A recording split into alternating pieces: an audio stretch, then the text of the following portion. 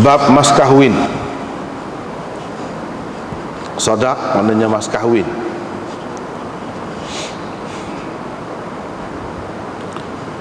Imam Abu Daud dengan sanadnya meriwayatkan daripada Abi Salamah, katanya, saya bertanya Aisyah tentang mas kahwin Rasulullah sallallahu alaihi wasallam. Jawab Aisyah, 12 uqiyah setengah. Faqultu, 12 uqiyah dan nush. Saya tanya dia, apa itu nush?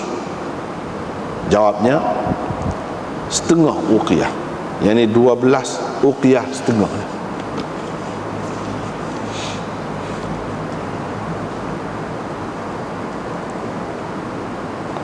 Dengan sanadnya Imam Abu Daud meriwayatkan daripada Abil Ajfa As-Sulami, katanya Umar bin Al-Khattab pernah berucap, beliau berkata, yakni dalam ucapannya itu, ingatlah, jangan kamu melampau berlebih-lebih dalam mas kahwin orang-orang perempuan.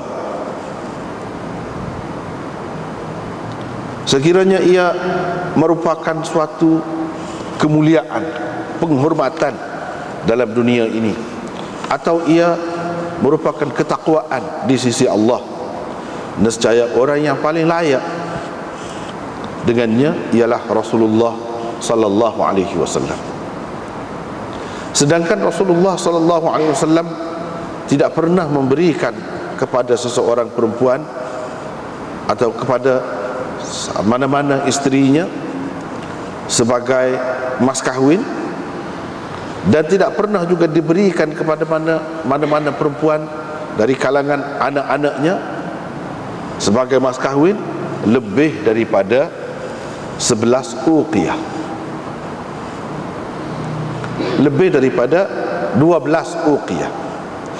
Dengan sanadnya Imam Abu Daud meriwayatkan daripada Urwah, daripada Ummi Habibah, bahawa beliau dahulunya adalah isteri kepada Ubaidullah bin Jahsh. Ubaidullah mati di bumi Habasyah, lalu Najasyi mengahwinkannya dengan Nabi SAW. Diberinya mas kahwin bagi pihak Nabi SAW sebanyak 4,000, dan Najasyi mengembalikan Ummu Habibah kepada Rasulullah SAW bersama dengan Syurahbil bin Hasanah. Abu Daud berkata, Hasanah ialah ibunya, bukan ayahnya. Dengan sanadnya Imam Abu Daud meriwayatkan daripada Zuhri bahawa Najasyi telah mengahwinkan Ummu Habibah binti Abi Sufyan dengan Rasulullah SAW dengan mas kahwin sebanyak 4,000 dirham. 4,000 dirham.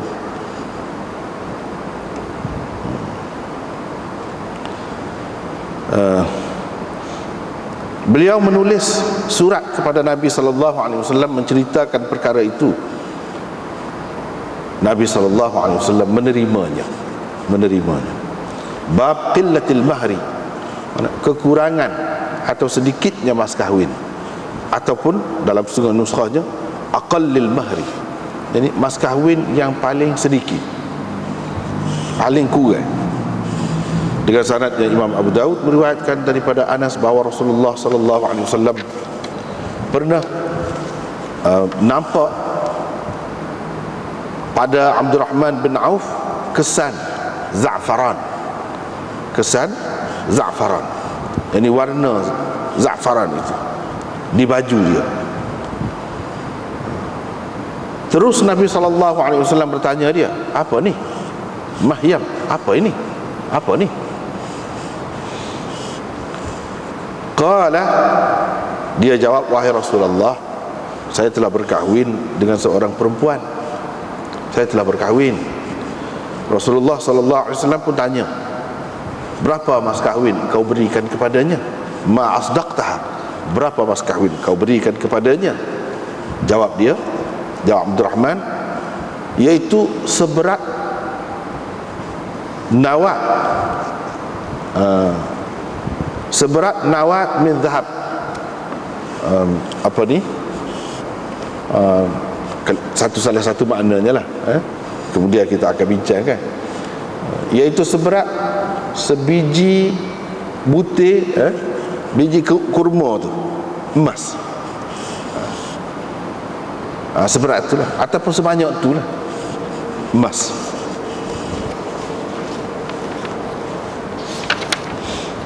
Dengan syaratnya Imam Abu Daud meriwayatkan daripada Jabir bin Abdullah bahawa Nabi SAW bersabda, sesiapa memberikan mas kahwin kepada seseorang perempuan mil akaffai, sepenuh dua tapak tangannya, berupa sawit, sesagun atau tamar, serau gitu, faqad istahalla, dia telah halal. Mana bergaul dengan perempuan itu sudah sah dah maksudnya. Abu Daud berkata Abdul Rahman bin Mahdi meriwayatkan hadis ini daripada Salih bin Ruman, bukan daripada Musa bin Muslim bin Ruman, tapi daripada Salih bin Ruman, daripada Abi Zubair, daripada Jabir, secara mauquf. Jadi sebagai hadis mauquf, tidak seperti hak tadi. Hak tadi itu marfu'. Mana Jabir menceritakan bahawa Nabi gini kata, itu marfu'. Jadi dalam riwayat Salih bin Ruman ini bukan disebut Nabi kata, tetapi Jabir kata. Itu mauquf maksudnya. Abu Asim meriwayatkannya daripada Salih bin Ruman, daripada Abi Zubair, daripada Jabir, katanya kami di zaman Rasulullah sallallahu alaihi wasallam dahulu nastamti'u, beristimta', berkahwin secara mut'ah dengan mas kahwin berupa makanan segenggam. Segenggam ala ma'na al-mut'ah, yakni sebagai kahwin mut'ah. Qala Abu Daud, Ibnu Jurayj meriwayatkan hadis ini daripada Abi Zubair, daripada Jabir, sama dengan makna hadis Abi Asim tadi. Tak apa, kita tengok semula. Babus sadaq. Sadaq daripada sadaqah. Sadaqah makna benar, betul. Dia tambah sikit-sikit lah. Ini makna bahasa Arab ni, dia ada keaslian dia tu. Dia ada akar umbi dia. Tidak seperti bahasa-bahasa baru. Lama juga seperti bahasa kita ni, lama dah, tetapi tidak sedalam bahasa Arab. Sebabnya kalau kita tanya, tak boleh nak ayat. Tak boleh nak ayat. Bapa dipanggil gini, bapa panggil gini, bapa kata gini. Tapi kalau dalam bahasa Arab tidak. Misalnya sadaq, apa siapa dipanggil sadaq untuk mas kahwin?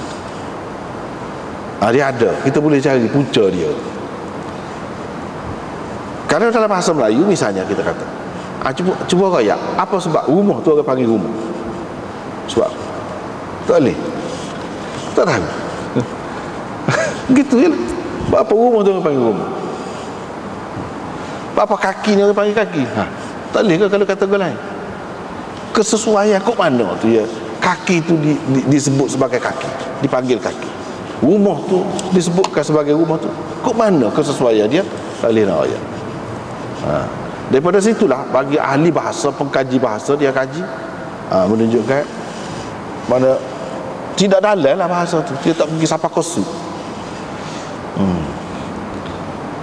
Ini menunjukkan bahawa perkataan itu bukan perkataan asal bahasa tu. Sebab apa? Ahli bahasa tu sendiri tak tahu. Aku mana-mana.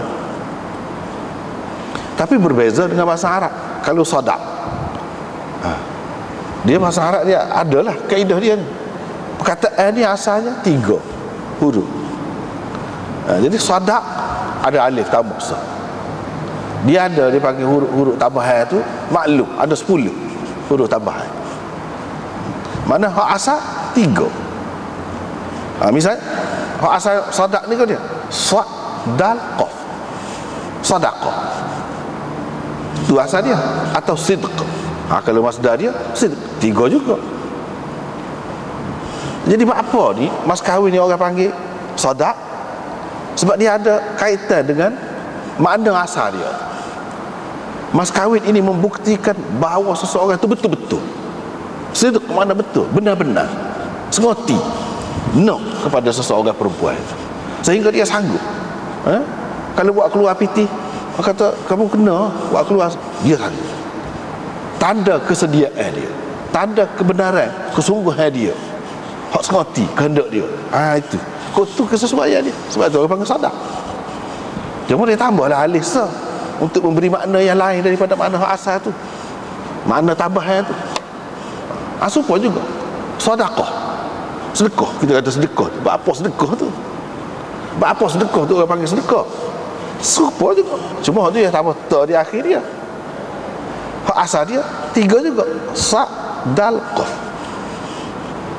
Orang yang pakai sedekah tu, dia membuktikan bahawa dia betul-betul percaya kepada pahala yang Tuhan janjikan. Dia ada makna betul juga, benar-benar ada makna tu juga. Dia boleh, kita boleh royak. Apa sedekah tu orang panggil sedekah, apa mas kahwin tu orang panggil sadaq dalam bahasa Arab, boleh royak. Tapi kalau kita tak boleh, situ kekurangan dia nampak. Mana bahasa-bahasa ada, perkataan-perkataan yang ada tu bukan asli hak kita, tapi daripada lain. Kalau kita tak, selagi kita tak tahu tu, tak akan tahu ke mana-mana. Tak akan tahu. Begitulah. Banyak benar lah, banyak benar lah benda-benda lagu ni.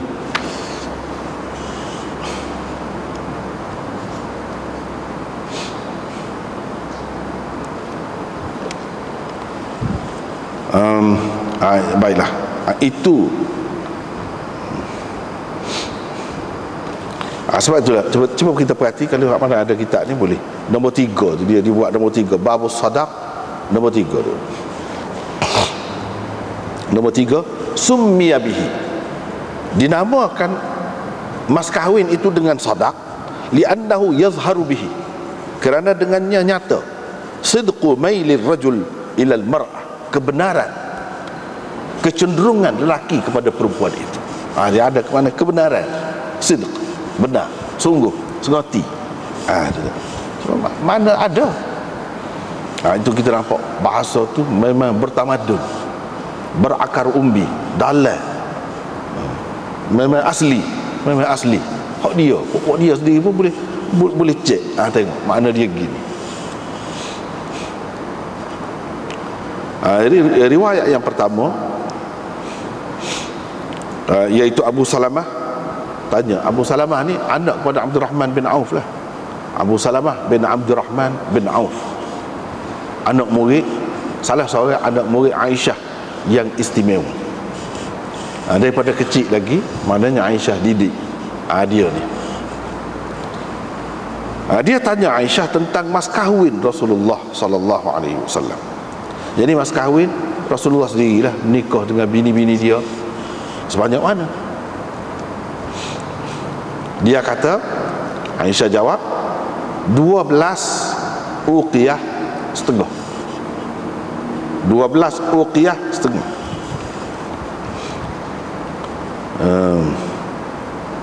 Wal uqiyah 40 dirhaman. Satu uqiyah menyamai 40 dirham. Menyamai 40 dirham. Jadi jumlah 12 uqiyah setengah itu 500 dirham. Kalau kita kira ni tempat kita ni pun guna juga dah kan, dirham, dinar, guna juga, dipopularkan, jadi dekat sikit lah, kalau tidak jauh sangat.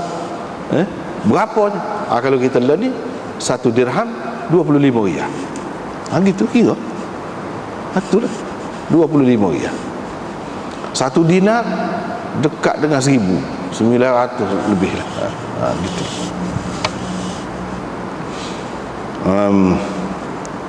Jadi 500 dirham.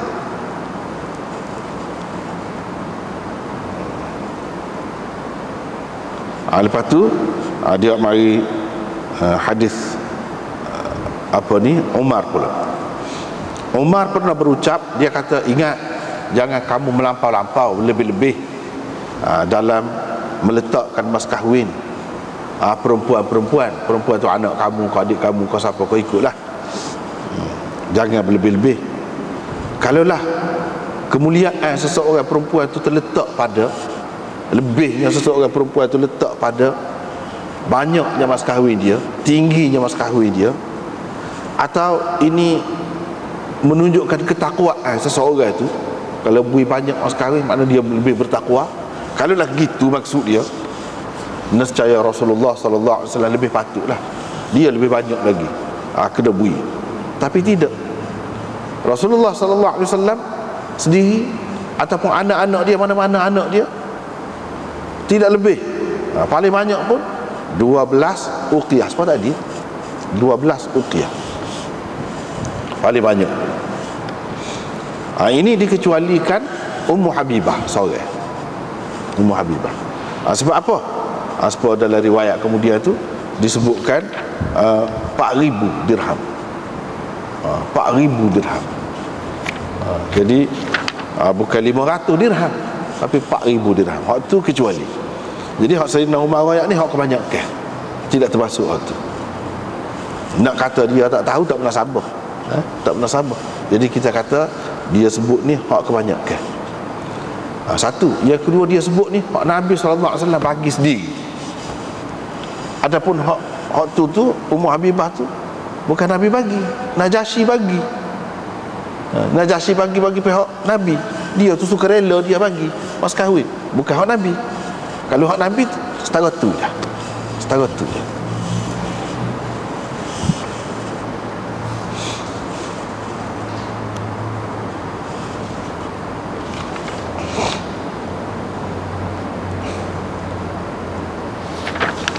Menunjukkan tidak banyak lah, tapi tidak banyak pun banyak juga. Tidak banyak pun. Tapi dalam Quran sebut, lebih banyak lagi. Padahal kalau lebih banyak pun boleh. Lebih banyak 1 juta kau misalnya kita kata, dah kalau kaya boleh. Atau kalau 1 juta bilangan, 1 juta Indonesia ada tak? Tak ada sebanyak mana. Kalau 1 juta Indonesia. Kalau kaya, tak ada masalah. Sebab tu dalam Quran sebut wa ataitum ihdahunna qintara fala ta'khudhu minhunna syai'a. Karena kalau kamu bagi mas kahwin tu sejumlah harta yang besar lah, banyak, kamu tak boleh ambil bila sudah bui kepada seseorang perempuan itu sebagai mas kahwin. Mana dia sebut qintar di situ. Mana banyaklah tu, jumlah yang banyak, besar.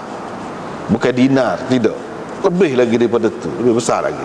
Sebab itu ada perempuan yang kritik Sayyidina Umar. Bila Sayyidina Umar kata gini, dia kata, apa yang kamu kata gitu, sedangkan Allah SWT kata boleh kalau lebih lagi. Jadi Umar pun senyap, tak kata apa. Jadi Sayyidina Umar pun dia bukan kata tidak harus. Kalau lebih tu, kalau 1 juta pun, bukan tidak, 2 juta pun, bukan dia nak kata tidak harus. Cuma dia nak ayat hak lebih molek. Harus tu pun memang harus. Dia tidak menafikan hak Allah Subhanahu Wa Taala kata qintar itu. Dia tidak menafikan hak tu. Cuma hak dia sebut hak molek. Jadi tidak terletak sebenarnya jaminan kebahagiaan kemudian hari itu pada banyak atau sedikitnya mas kahwin. Tidak terletak di situ. Bahkan dalam hadis ada sebut, kau sedikit mas kahwin tu kau berkat, kau molek. Kau molek. Sebab itulah dia ajar kepada kita tidak banyak. Itulah Sayyidina Umar kata ni, kalaulah ia ni menjadi tanda kemuliaan kepada seseorang perempuan, jadi Nabi patut memuliakan, dia memang memuliakan, tapi ia tidak buat gitu. Bukan tanda kemuliaan seseorang itu ataupun perempuan yang diberikan sebagai mas kahwin itu tidak tanda kemuliaan kepada semua.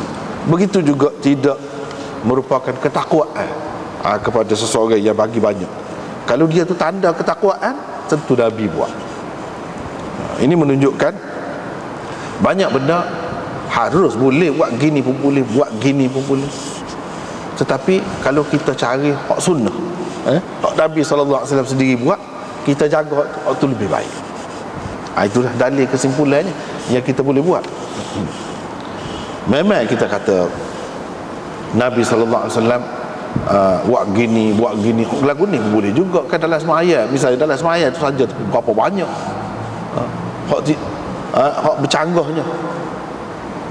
Hak ni kata gini, hak ni kata gini. Tapi kalau kita ikut hak Nabi, hak tu lebih baik.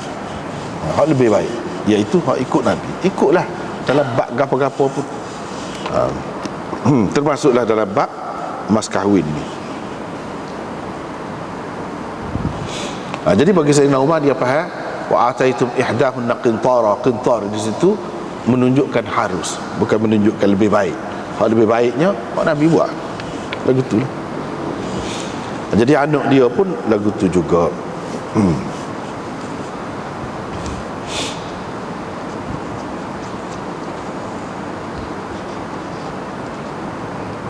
Hak afdalnya gitulah.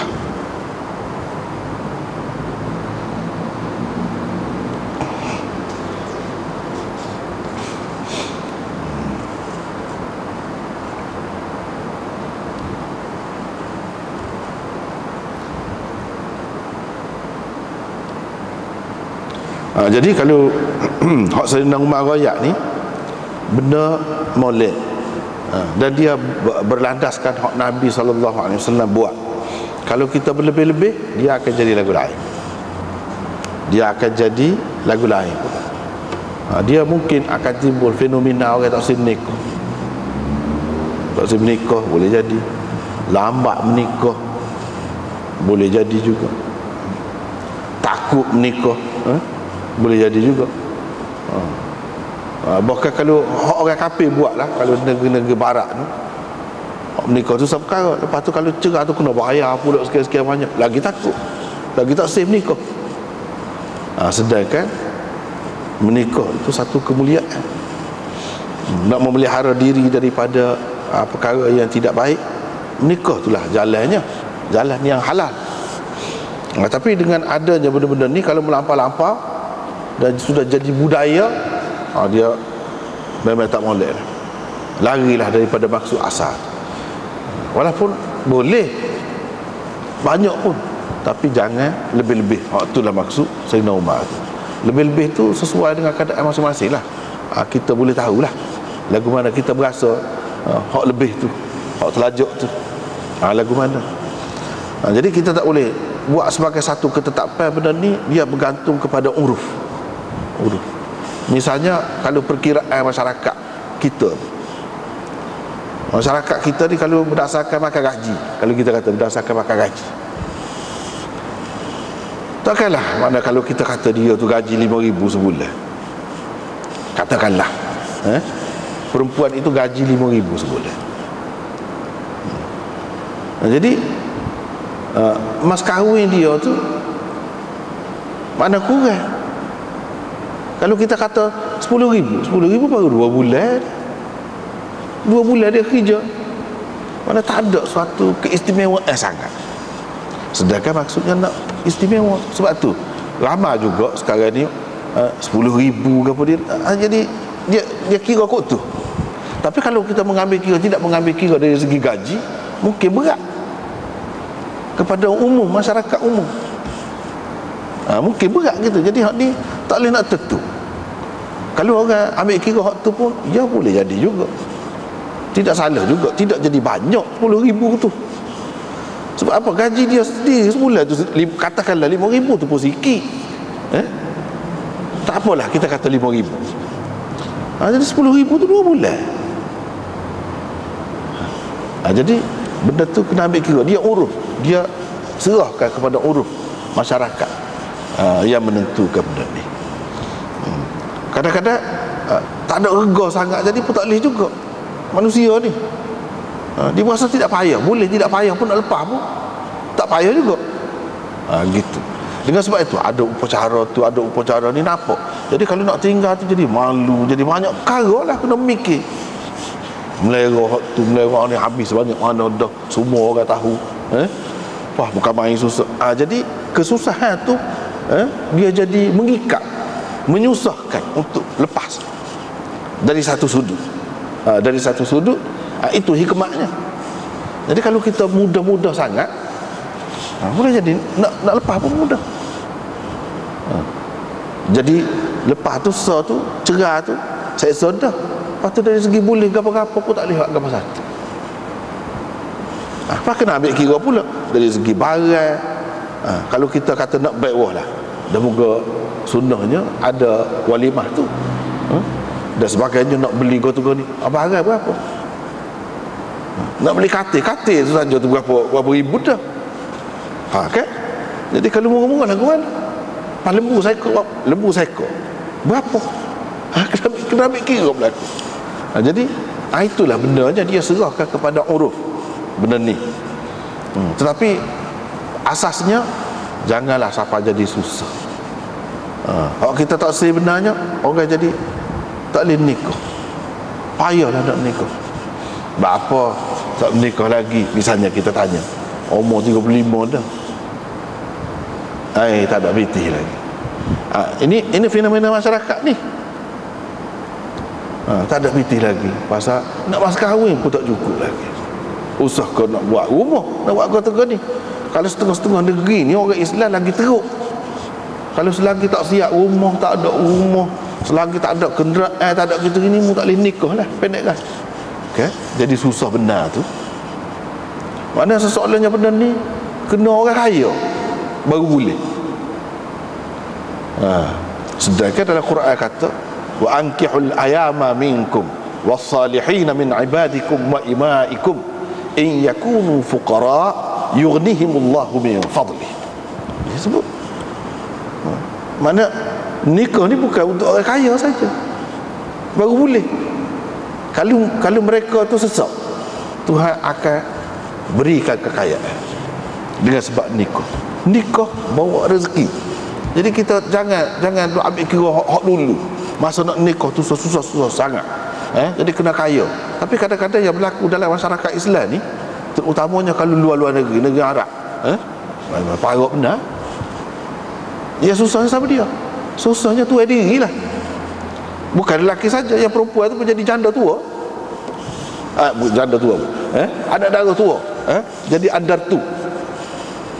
Pasal apa orang tak masuk? Nak masuk lagu mana kena siap dengan kereta, dengan rumah ke apa. Sebuah rumah berapa harganya. Jadi ini semua menghalang. Jangan kita balik perempuan pun jangan berasa sedap hati kalau dengan letak mahal tu jadi soho. Jadi kita jangan fikir gitu. Mungkin orang yang nak ke dia tu senang, dia boleh lah mengatasi masalah. Tetapi orang ramai-ramai ni lagi lagu mana? Kalau pakat duk turut lagu tu, susah. Akhir sekali tak menikah. Bila tak menikah, lonjakan perasaan manusia tu, keinginan dia tu ada, boleh berlaku benda-benda yang tak boleh. Tu tak sih. Tu tak sih. Akan berlakulah perzinaan. Lepas tu bila berlaku perzinaan pula, apa akan jadi akibatnya? Kalau dari segi hukumnya kena begini-gini kan teruk. Dengan sebab itu, inilah Sayyidina Umar kata, jangan terlajak. Jangan berlebih-lebih dalam meletakkan mas kahwin. Biar sederhana, pada-padai lah, munasabah, biar fikir munasabah. Biar fikir munasabah. Tak ada jaminan. Kita duduk tengok pun, hak mana bagi mas kahwin banyak tu pun tidaklah kata kekal. Berapa ramah hak kau banyak tu kau cepat je. Nak perjalanan rumah tangga. Jadi tak ada jaminan semua ni. Tak ada jaminan. Yang sebenarnya hak moleknya mengikut sunnah lah. Hak paling ringkas tu paling molek. Nabi SAW pun akan datang, kita akan jumpa. Jadi orang nak nikah, dia kata ada ke mana? Tak ada ke satu, ada kain. Lagu mana kalau beri mas kahwin kainmu tu, tak akan ada kain lah, tak akan nak telanjang. Lagu mana? Setara tu Nabi kira bui. Tak ada ke apa satu, padang ke apa dia? Ada kepada yang apa dia? Tak ada. Lepas tu Quran ada ke apa dia? Saya ingat surah ni cukup. Setara tu mudahnya. Setara tu mudah. Tapi kadang-kadang dia jadi kau payah caput dengan nak menunjuk gapo, nak menunjuk, nak megah-megah gapo tu. Akhir sekali hilang lah hikmah Islam. Hak asal hilang.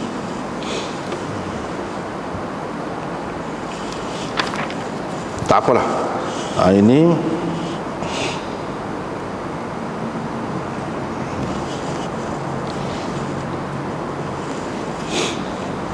seterusnya riwayat daripada Urwah, daripada Ummi Habibah.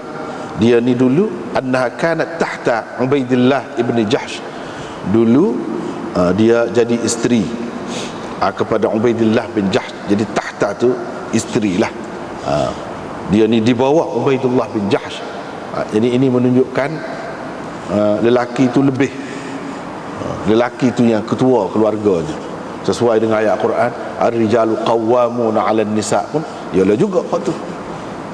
Sebab itulah dikatakan ni orang bawah, ni orang atas. Jadi lelaki tu di atas daripada perempuan. Dia menguasai perempuan, dia ketua dalam keluarga tu.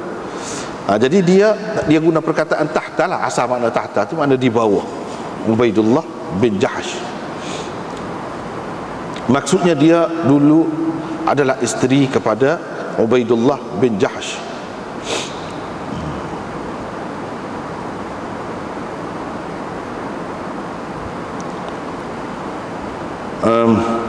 Suami dia mati di bumi Habsyah.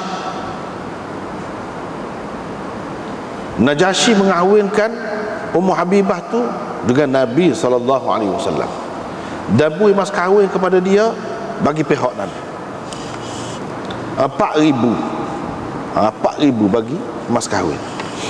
Jadi hak ni satu perkara. Dalam riwayat Abu Daud ni tak ada sebut, tapi dalam setengah-setengah riwayat, misalnya dalam Musnad Imam Ahmad, ada sebut bahawa Ubaidullah bin Jahsh ini dia mati sebagai orang Kristian. Dia masuk Kristian, masuk agama Kristian.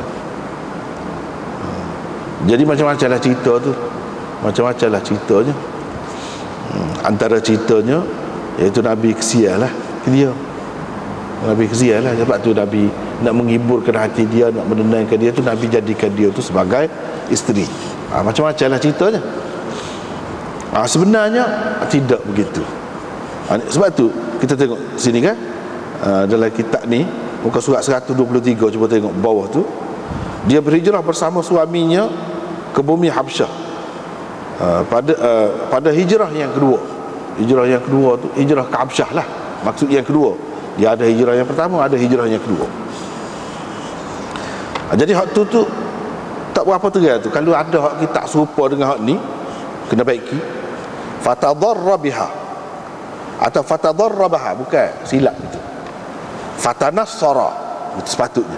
Fatanassara biha, kena baiki. Jadi di sana dia jadi masuk Kristian. Masuk Kristian. Jadi hijrah yang kedua, hijrah yang pertama ke Habsyah ni berlaku sebelum Nabi SAW berhijrah ke Madinah. Sebelum lagi. Jadi pada tahun yang keempat, kelima kenabian, tu berlaku hijrah ke Habsyah ni. Jadi Kristian. Jadi hak ni hak dalam kitab ni, dalam syarah ni terpengaruh dengan riwayat tu. Hak kata jadi Kristian. Dan ramai orang-orang yang duduk sebut-sebut ni hak ni. Pasal apa dalam kitab? Ialah ulama sebut ke? Ulama. Takkan dia sebut tak betul. Gitulah duk main buah tu semua. Dak, ulama sama-sama mana pun dia boleh salah. Dia boleh salah. Kadang-kadang dia terpengaruh dengan keadaan, terpengaruh dengan sejarah yang tersebar dengan meluas dalam masyarakat. Kadang-kadang benda tu puncanya hadis juga, tapi orang tak cek molek hadis tu setara mana. Tu punca. Punca tersebar sesuatu cerita yang tak betul dalam masyarakat ni. Kadang-kadang kalau kita nak kira dari segi hadis, ada juga hadis. Cumanya orang tidak cek molek hadis tu setara mana. Bolehkah dengan hadis itu sampai kita nak kata seorang sahabat ni masuk Kristian? Boleh? Besar tu. Mana kita tuduh dia tidak Islam, murtad lah. Besar tu. Bukan benda kecil-kecil. Hadis tu hadis dhaif. Dalam sanad dia ada Ibnu Lahiyah, Abdullah Ibnu Lahiyah, perawi dhaif. Jadi tak boleh pakar benda lagu ni. Dia bercanggah pula dengan hadis Bukhari. Hak tu lah hak mula-mula sekali dalam Bukhari tu, mula-mula dalam di Kitabul Wahyi. Hiraqlu tanya Abu Sufyan tu kan dalam peristiwa tu, adakah orang yang masuk Islam ni bila masuk Islam ni dia tubik daripada Islam? Abu Sufyan masa tu tidak Islam lagi. Dia kata tak ada. Tak ada. Waktu berlaku pada tahun yang keberapa? Selepas daripada hak ni, hijrah ni. Kalau ada, dia kata ada. Seorang Ubaidullah. Boleh jadi bukti. Hak tu dalam Bukhari itu ada. Dia kata tak ada. Mana orang kalau masuk Islam zaman Nabi tu tak ada keluar. Dia kata gitu. Terutamanya setakat sekurang-kurangnya kalau kita kata pada masa peristiwa tu, pada masa peristiwa ni. Dan peristiwa Abu Sufyan jumpa dengan Hiraqlu tu kemudian daripada ni, dia tak ada sebut. Itu riwayat Bukhari. Bila riwayat yang dhaif bercanggah dengan riwayat yang sahih, kita kena ketepikan, tak boleh pakai. Apa lagi ini siapa kita kata seorang sahabat ni murtad. Jadi hak mana-mana Nabi nikah dengan janda tu, hak lain tu, hak tidak murtad tu Nabi kira lagu mana pula. Jadi kita duk letak tu atas asas yang tidak kukuh. Nabi Kristian lah, pasal suami dia masuk Kristian lah. Hak lain, hak lain tidak sabit tu. Dah mati boleh lah nikah dengan orang lain, siapa-siapa pun, hak mana-mana pun. Ataupun cerak habis edah, boleh lah nikah dengan orang lain. Lepas tu apa yang Nabi pilih dia? Tu ada hikmat dia lah. Apa yang Nabi kenal? Ada pula dalam riwayat Muslim. Kononnya itulah antara riwayat Muslim yang dipertikaikan oleh ulama. Walaupun dalam Muslim tapi tidak sahih. Imam Nawawi, orang tu orang ni kata tidak sahih. Pasal apa? Kononnya Ummu Habibah ni nikah dengan Nabi atas permintaan Abu Sufyan. Atas permintaan Abu Sufyan. Abu Sufyan minta, dan dia Islam, dia nak minta 2-3 kali. Yang pertama dia nak minta Nabi nikah dengan orang Arab yang paling comel. Itu anak dia. Anak dia. Nabi kata tak apa, boleh. Bila cerita tu? Abu Sufyan masuk Islam bila? Abu Sufyan masuk Islam bila? Lama selepas hijrah. Lama ulama mengatakan pada Fatih Makkah. Kalau katakanlah sebelum pada tu sikit. Ni cerita ni bila cerita? Lama sebelum hijrah ni cerita hijrah ke Habsyah ni. Pada tahun yang kelima kita kata, tahun yang keempat hijrah. Tahun yang keempat kenabian.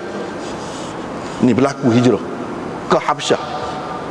Sedangkan Abu Sufyan tu masuk Islam hijrah selepas hijrah ke Madinah. Hijrah ke Madinah tu kemudian lagi daripada hijrah ni. Begitu.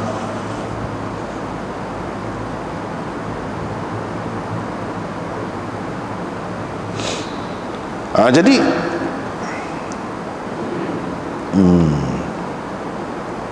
dia kata dalam riwayat Muslim tu Nabi terima. So lagi dia minta biar Nabi lantik dia jadi amir, jadi pemimpin.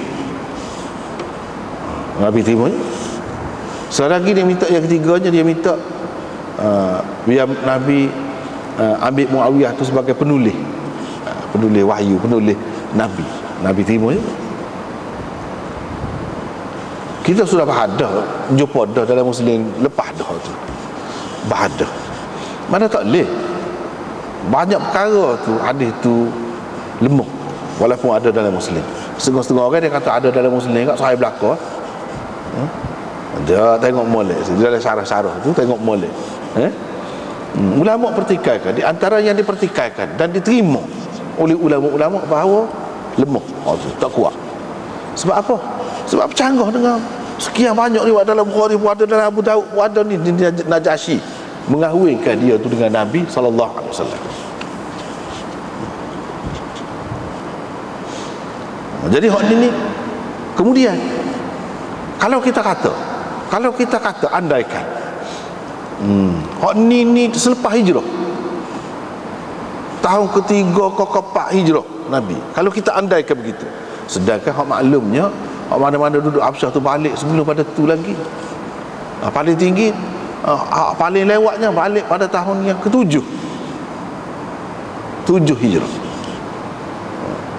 Kalau kita andaikan terima hak tu 7 hijrah, bukan tahun keempat kelima kenabian, tidak, tak apalah. Kalau kita terima hak 7 tu pun, Abu Sufyan tidak Islam lagi pada masa tu. Macam mana dia nak minta? Nabi sudah nikah dah.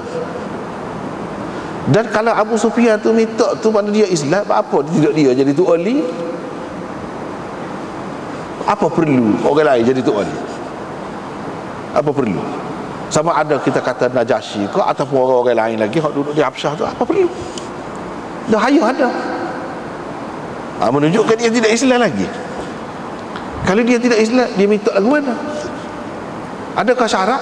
Syarat saya baru akan masuk Islam kalau terima 3 kali. Ada sebut gitu? Kalau sebut gitu pun Nabi terima, makna kena selepas tu lah menikah. Sedangkan semua terima sebelum tu ke mana-mana. Sebelum Abu Sufyan masuk Islam. Kalau dia sudah masuk Islam, dia lah jadi wali. Apa orang lain? Itu antara benda yang tak boleh diterima. Yang keduanya, Nabi SAW dalam banyak hadis dia kata dia tak akan beri apa-apa jawatan kepada orang yang minta. Ni Abu Sufyan minta, macam mana dia beri? Bercanggah dengan hak dia duduk kata. Jadi sebenarnya benda-benda begini, walaupun ada dalam kitab-kitab yang besar, sebenarnya ini dimasukkan oleh musuh-musuh Islam, musuh-musuh Muawiyah. Siapa gitu sekali, kita tidak baca molek ni tak perasan. Dia nak ayatnya Muawiyah ni jadi penulis wahyu ni, ayah dia minta, bukan Nabi SAW sendiri pilih. Menikah dengan kakak Muawiyah tu, Ummu Habibah tu pun kerana ayah dia minta juga, bukan Nabi kena. Mana setara tu je. Lepas tu nak bagi Abu Sufyan ni masuk Islam ni bukan ikhlas. Dia masuk Islam ni kerana ada jaminan juga dia akan dapat jawatan. Gitu seseolahnya masuk Islam ni dengan syarat. Adakah molek masuk Islam lagu tu? Ini sebenarnya serangan terhadap keluarga ni. Hadis tu dia tak boleh.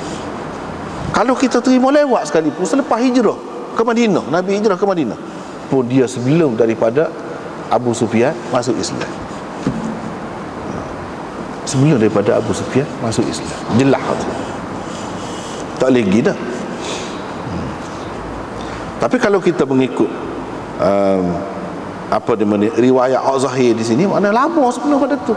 Cuma mungkin dia balik tu lewat sikit. Dia balik ke Madinah, lewat sikit. Kalau berdasarkan riwayat hak ni, makna lebih dululah nikah tu daripada Aisyah. Lebih dulu. Bahkan ketika Khadijah lagi duduk ada nikah tu. Sebab itu setengah ulama tak sepakat. Sebab apa? Sebab dia kira isteri yang keduanya Saudah atau Aisyah, antara dua tu lah. Kalau Aisyah yang kedua, Saudah yang ketiga. Kalau Saudah yang kedua, Aisyah yang ketiga. Dia pegang hak tu. Jadi Ummu Habibah ni kemudian. Jadi makna dia kata hak Najasyi kahwin ni makna selepas Nabi SAW hijrah ke Madinah. Maknanya masih ada lagi orang hak duduk di Habsyah tu sampai ketika tu. Ada. Mereka lebih terima hak tu. Kalau kita terima hak tu sekalipun, maknanya balik sekali dengan Ja'far, sekali dengan Asma binti Umais dan lain-lain lagi, Abu Musa al-Ash'ari apa tu, mari ke Madinah pada tahun yang ke-7, yang ni selepas perang Khaybar. Ini mana tahun yang ke-7 hijrah lah. Kalau kita kata situ pun, Abu Sufyan tidak Islam lagi. Abu Sufyan tidak Islam lagi. Jadi hak ni nak menghina, nak merendah-rendahkan Abu Sufyan, nak menyatakan Islam dia tu tidak ikhlas, adalah cerita-cerita ni. Hak sebenarnya gitu. Dan sebab tu ulama tak sepakat. Dia bercanggah dengan fakta sejarah yang diterima oleh semua. Berdasarkan hadis pun gitu juga, bahawa Nabi SAW menikah, yang menikahkan dia bukan Abu Sufyan, tetapi orang lain. Sama ada kita kata wali raja ke, seperti Imam Abu Daud sebelum pada ni pun buat mari dah ni bukti ni wali raja.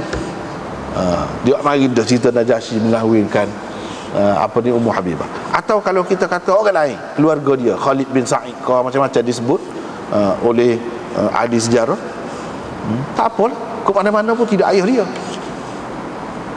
Jadi tak ada cerita tu tidak berasas sama sekali.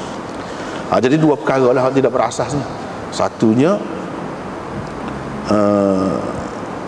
hak dalam Muslim tu. Yang keduanya, Ubaidullah bin Jahash ni mati dalam keadaan dia tu murtad. Dia jadi Kristian. Sedangkan kalau kita tengok dalam riwayat Abu Daud dan lain-lain lagi, dia kata mata bi ardil Habasyah, gitu je. Tak ada. Cumanya seperti dalam syarah ni ada sebut dia terpengaruh dengan riwayat itu yang tersebar. Jadi kadang-kadang apabila kita berinteraksi lah, kita kata dengan ulama-ulama ni, tak boleh juga kita nak telai belakang kok dia royak, tak boleh. Banyak perkara kena tapis juga. Dia orang hebat dah pun tidak ada jaminan. Kadang-kadang apabila kita kita bergantung dengan dia tu, dia jatuh parit, pas kita jatuh parit. Gitulah sesoalahnya. Macam hak ni, tengok Khalil Ahmad Saharanpuri ni muhaddis besar. Nak rayaknya benda yang disebarkan oleh musuh-musuh Islam ni, oleh riwayat-riwayat yang lagu tadi tersebar dengan meluas, hampir-hampir tak ada orang selamat. Kena sikit sebanyak. Agak-agak semua riba Nabi kata akhir zaman. Kalau tidak kena secara langsung pun debu dia kena juga, Nabi kata. Ni pun lagu tu. Lagu tu jadi. Sebab itu tidak pelik kalau kita kata orang ni kecek lagu tu, dia kata lagu tak pelik. Ni tak kira lah bapa ahli, dia pun kata lagu tu. Sebab kalau kita kaji perhati molek punca dia mana, tu je hadis Ibnu Lahiyah tu je. Duk kata sesoalahnya benda ni fakta, betul lagu tu. Tak ada, tak betul. Dengan hadis setara tu tak boleh kita nak hukum seorang sahabat yang telah berhijrah, mana tak kemah lagi sanggup berhijrah sampai setara tu. Tak kemah lagi iman, tak kejap molek lah hak Nabi tanam tu. Dah bercanggah dengan hak kita kata Abu Sufyan tu, hadis Bukhari tu tak lagi bila bercanggah kena ketepikan lah. Jadi dia beri mas kahwin 4,000. Jadi ini menunjukkan mas kahwin ni tidak ada ketentuan sebenarnya. Walaupun Nabi buat 12 ruqyah, tapi tidak ada ketentuan. Dari segi banyak sedikit tu tidak ada ketentuan. Nak banyak lagi pada ni pun boleh. Tetapi kena ambil hikmat asal tu lah. Sebab ginilah kita kata, orang kata orang lelaki tak boleh pakai emas, tak boleh pakai sutera, maka kita tak pakai tu. Setengah ulama dia ambil zahir gitu. Hak tu ya tak boleh. Kalau hak lain lebih mahal lagi tak apa. Emas putih dia kata, platinum, mahal lagi kalau kita kata. Ataupun hak lebih lembut lagi daripada sutera hak sebenar. Dari segi fiqh, hukum fiqh memang tak apa. Muka dia tidak emas, hak sebenar. Muka dia tidak sutera, hak tak boleh sutera. Tapi kalau kita pergi kepada hikmat agama, apa maksud Nabi tak beri itu, apa maksud? Kalau kita pergi kepada hikmat, kita nampak dah Nabi SAW tak seajar umat dia ni hidup dalam mewah. Dah kalau habis pitih situ, habis pitih di pakaian, di cicing, di benda-benda lagu tu, mana lagi pitih untuk buat kerja agamanya? Tak ada dah. Habis itu dia tak ajar hidup dalam mewah. Biar nampak kemewahan akhirat tu lebih. Biar buat reti, buat kebajikan, jangan kau habis pitih situ. Hak tu hikmat dia kalau kita nampak situ. Jadi hak emas gapo ni, ini satu contoh saja. Bukan maksudnya emas tu sendiri, maksudnya barang mewah, barang mahal. Hak tu barulah ada faedah. Tidak pegang dengan zahir saja, boleh ambil kesempatan untuk diri atas nama agama. Tapi kita dari segi fiqh memang tak apa, moga tidak mahal beratus kali ganda pun, moga tidak sutera, mahal lebih lagi daripada hak sutera sebenar. Dia kata tak apa, moga tidak sutera.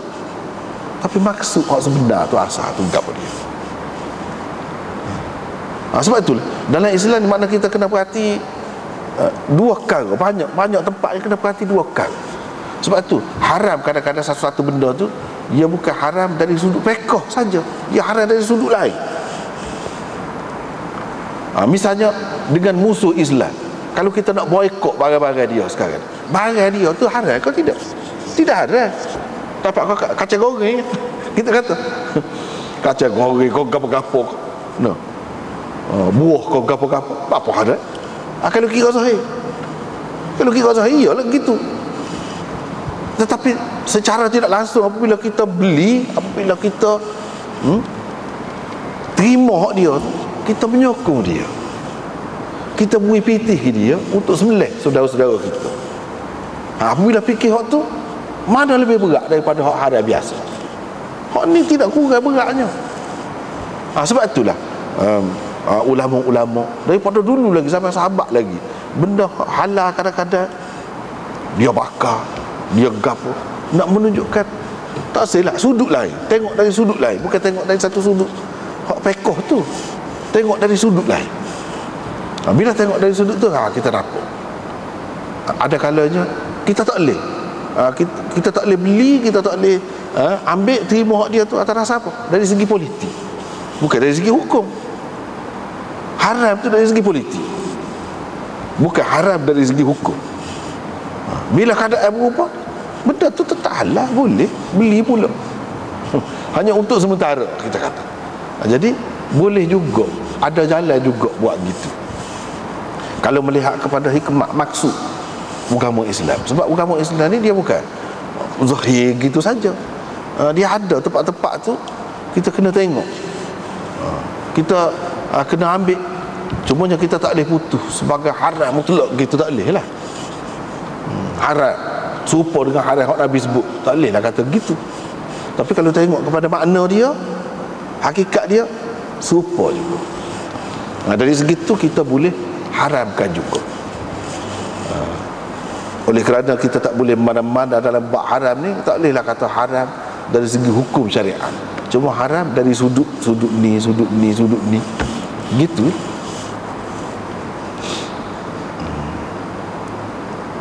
Tak apalah. Dan Nabi SAW hantar dia apa ni? Najasyi hantar dia kepada Nabi, dan moga nikah sana. Ini hantar kepada Nabi bersama Surahbil bin Hasanah. Ini seorang sahabat panglima. Siapa ke zaman Sayyidina Umar ni, panglima dia ni.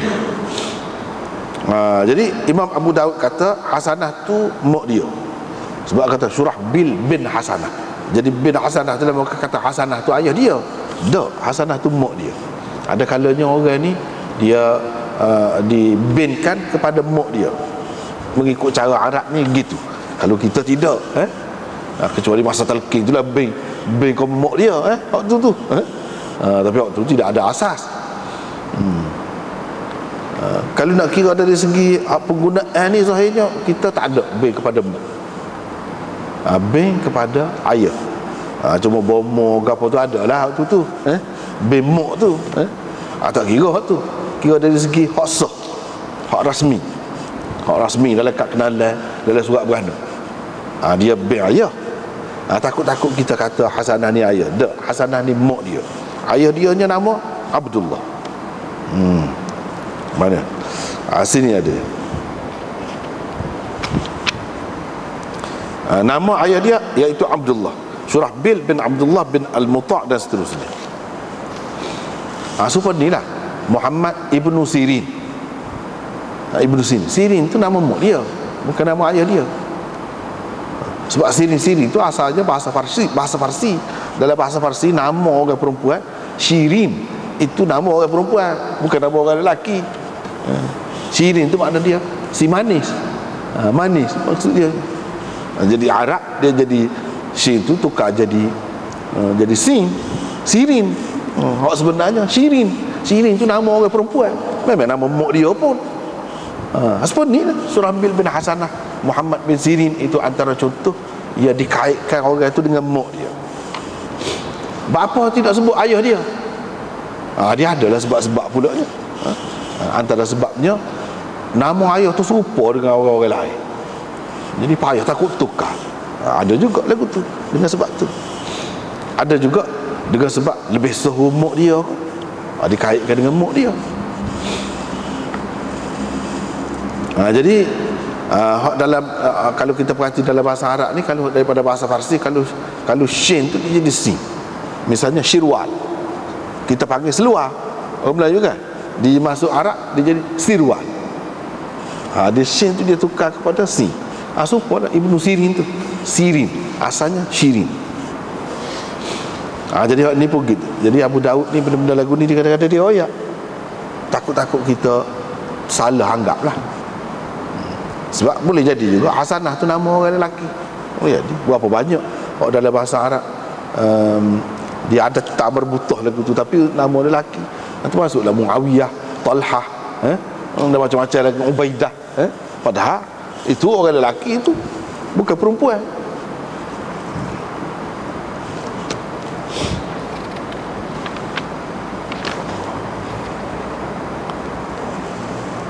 Jadi dia ni salah seorang panglima perang lah. Dan selain daripada itu pernah juga jadi pegawai di Syam zaman Sayyidina Umar, Surahbil. Jadi dia yang bawa Ummu Habibah ni balik ke Madinah. Balik ke Madinah. Lepas tu seterusnya riwayat daripada Zuhri, Najasyi mengawinkan Ummu Habibah lebih kurang tadilah. Ummu Habibah ni nama setengah kata nama dia tu memang lagu tu dah dalam bentuk kunyah gitu, Ummu Habibah. Setengah kata nama dia Ramlah. Orang kita buat nama Ramlah ramai tu mari sini. Mari sini. Kadang-kadang kita tak tahu mari mana kan. Tu mari sini. Kahwin dengan Rasulullah sallallahu alaihi wasallam dengan mas kahwin 4,000 dirham. Maknanya ni paling banyak lah. Tapi sepakat tadi lah Sayyidina Umar kata dua belah uqiyah tu berdasarkan hak kebanyakan. Tak kira hak ni. Lepas tu hak Nabi sendiri bui hak tu. Hak ni bukan Nabi bui. Menunjukkan mas kahwin ni orang lain boleh bui boleh bui. Dia supaya kita beli kedai lah. Kalau kita beli tiba-tiba orang lain bayar, jadi juga lagu tu lah. Hak ni pun orang lain pula bayar mas kahwin. Sah ke tak? Sah. Supaya juga kita nak pergi Mekah piti orang lain pun piti kita. Buat pergi Mekah dia bayar tiket gapo semua lah. Sah ke tidak? Sah. Sepatut. Lama kan kita kata haji kita tak sah pula dah. Muka tiket gua dia orang beli belakang dah. Dah sah. Nikah ni pun lagu tu juga mas kahwin tidak seperti hak kita. Kalau orang bui kita ataupun dia tak sebut pun kita, dia selesai. Dia pun selesai. Lepas tu tanya dia mau lagu mana? Tak apa. Jadi hak ni dia kata dia tulis surat tu kemudian. Setengah ulama kata dia tulis surat ni kemudian. Dia kahwinkan dulu. Lepas tu dia tanya Nabi lagu mana? Nak terima? Nabi kata tak apa, terima.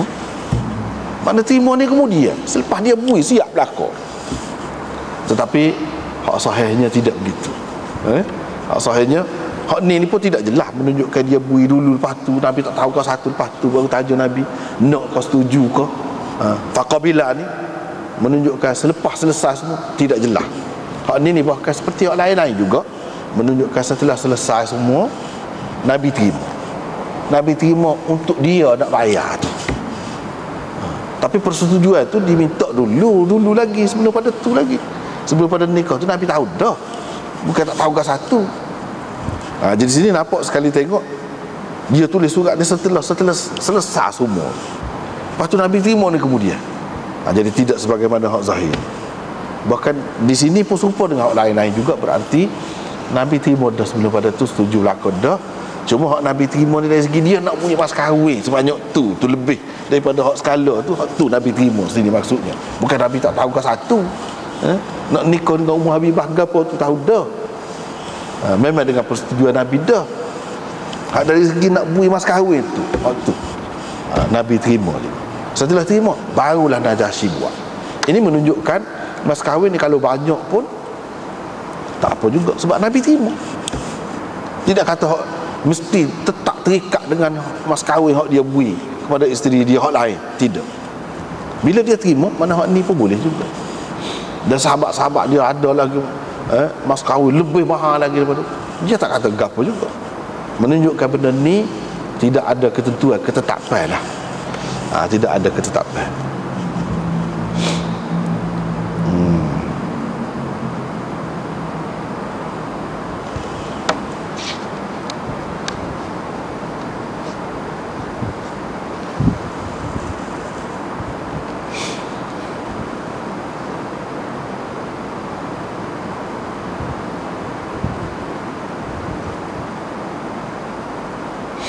Sebab tu dalam kitab ni dia sebut bawah tu berdasarkan hadis ni ada ulama pegang, iaitu nikah ni kalau orang lain suka sakat dia tolong cara kita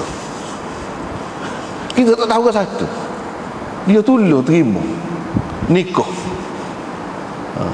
Jadi seorang ayah perempuan tu kata nak kahwinkan anak dia ni dengan satu orang tu, kita sebut nak satu orang. Lepas tu adalah Hak terima ni, hak terima ni. Tu diri tak tahu, tu diri tak tahu ke satu. Dia terima. Dia panggil idza tawallahu fuduli. Mana-mana lagu tu. Tak ada berhubung gapo dengan tua diri. Yan'aqidu. Sah. In'iqadan mauqufan, tetapi dia terhenti atas persetujuan tua diri itu. Kemudian kalau dia terima, ya sah, boleh terus. Kalau dia tak terima, terbatal. Begitu. Ni berdasarkan hak ni. Berdasarkan hak ni. Tetapi hak ni kalau kita mengambil kira, kata Nabi SAW itu tak tahu kau satu. Ya jelasnya tidak gitu. Nabi SAW sudah tahu dah sebelum pada tu lagi. Sudah tahu dah. Bahkan Nabi SAW sudah atas dah utusan dia. Najasyi ni dia meneruskan kehendak Nabi saja. Bukan dia fuduli. Dia tidak fuduli. Mana-mana tak. Dalam keadaan Nabi SAW tak tahu langsung, tidak. Tetapi ulama yang faham gini ni, dia seseolahnya faham daripada hadis ni lah. Pada lepas pada tu baru dia tulis surat royak kepada Nabi setelah selesai tu berlaku. Lepas tu Nabi terima. Dia faham sini. Soal kita tak terima, soal lain. Tapi adalah yang terima hak ni lagu tu. Sebab tu dia kata sah. Dalilnya mana? Hak ni, kata dia. Kita tak terima hak tu. Sebab apa? Sebab banyak lagi riwayat yang lain yang menyebutkan Nabi sendirilah yang menyatakan hasrat dia tu. Dan dia hantar dah utusan. Cuma Najasyi itu dia meneruskan, melaksanakan kehendak Nabi SAW. Dah hak dia nak buinya dari segi mas kahwin tu, Nabi terima tu, terima hak tu. Bukan tak tahu ke satu. Tapi nak rayaknya ada ulama hak faham gitu, dia pakai hak ni.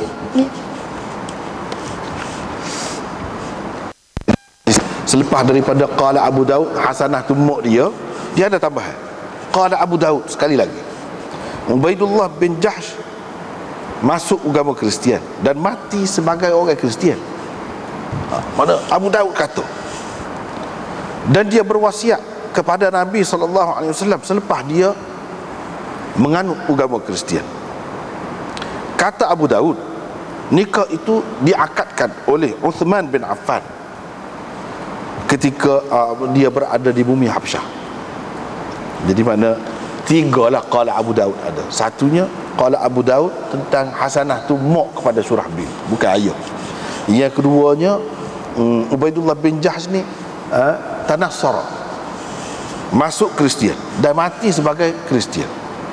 Tetapi dalam nuskah ni tak ada. Hak ni dalam satu nuskah ada sebut gitu. Boleh jadi ini sebagai satu catatan.